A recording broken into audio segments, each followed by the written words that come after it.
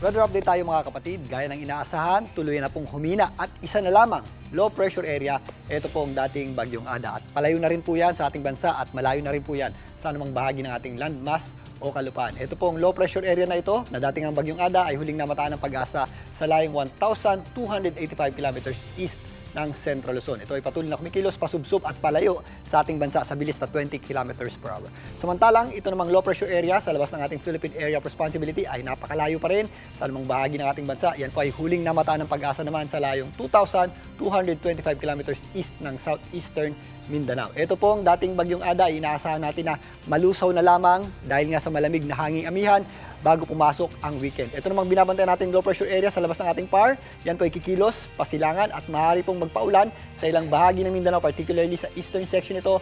Maaring isang low pressure area or sumama dun sa ating tinatawag na shear line. Yan naman po ay sa darating na weekend. Pero sa ngayon, ito pong dalawang sama ng panahon na ito ay wala na pong direktang epekto sa anumang bahagi ng ating bansa. Ito na lamang amihan o northeast monsoon, ang weather system po na nakaka-apekto sa ating bansa at medyo malakas po ito, nag-extend po ito hanggang dito po sa areas ng Visayas, maging dito sa ilagang bahagi ng Mindanao. Ramdam din po natin ang breezy conditions, tumatagos din po yan dito sa mga areas ng Mindoro. At dito po sa areas ng Bicol Region, ilang bahagi ng Quezon, Aurora, maging sa areas ng Cagayan at Isabela, kasama na po dyan ang mga kabundukan ng Cordillera, kasama na rin po dyan ng Baguio City. Possible po yung ating mga mahihinang pag-ulan dulot ng ating amihan o northeast monsoon at mag-ready pa rin po tayo sa mga lalamig na gabi at madaling araw at magpapatuloy po yan sa mga susunod na araw. At kung papansin niyo itong ating rain map, ito po yung ating mga pag-ulan na maaaring idulot ng ating low pressure area at ng ating shear line. Sa darating po yan na weekend.